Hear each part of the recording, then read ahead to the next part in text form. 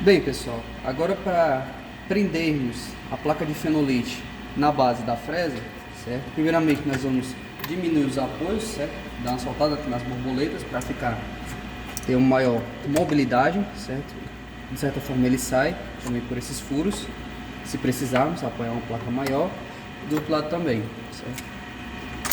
Vamos apoiar a nossa placa entre os apoios, de cada lado, com muito cuidado para não bater no fim de curso, porque a máquina ela entende que chegou aqui e pode travar, então muito cuidado para não bater nele, certo? Vamos ajustar para ficar com a nossa placa de fenolite passando, né, sempre dentro da nossa base, certo? Com muito cuidado, porque se ela ficar para fora, ela pode ficar com certo balanço, e é o que a gente não quer, porque a broca acaba não pegando, certo? Ajustamos aqui nessa medida, seguramos a base parafuso por baixo, rosqueamos até ela ter um certo encosto, certo? E de certa forma vocês podem notar que ela fica um pouco tensa.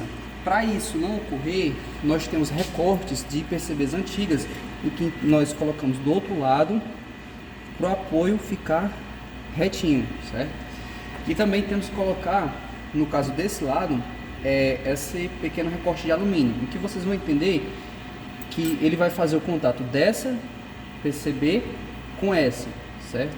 E essa sempre tem que ficar passando da base, justamente por causa dos sensores. Então, com muito cuidado, vamos colocar a nossa latinha de alumínio debaixo do apoio, sempre juntando essa placa e essa. Então, é como se tivéssemos uma junção dessa com essa.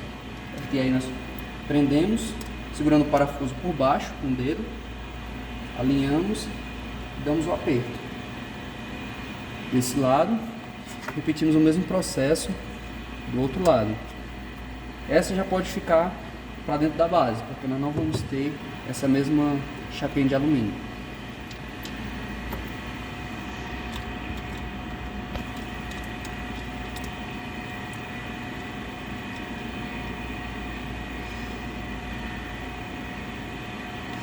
Com a PCB já presa, nós podemos notar que ela não tem um certo balanço, devido a ela já estar bem fixada na base, certo? É ideal colocarmos esse apoio na maior parte da PCB, porque nós poderíamos colocar ele em vez dessa forma assim, mas o que acontece? Devido a termos projetos que são mais compridos, se colocarmos o apoio assim, de certa forma, essa parte de trás vai ficar com um certo balanço, né? E quando a broca for fresar, ela vai, com esse balanço, quando a broca encostar, ela vai descer e não vai pegar, não vai isolar as trilhas que desejamos. Então é sempre ideal colocar a maior parte de contato do apoio com a PCB, no caso dessa é reta, certo?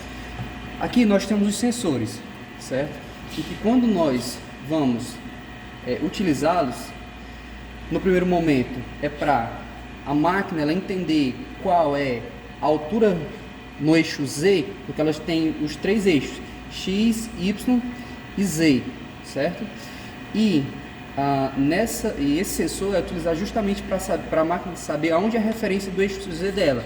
Então, no primeiro momento, nós conectamos, obrigatoriamente tem que ser nessa sequência, a ponta vermelha nessa base, ou seja, conectando nessa, justamente com a nossa chapinha, ela conecta nessa.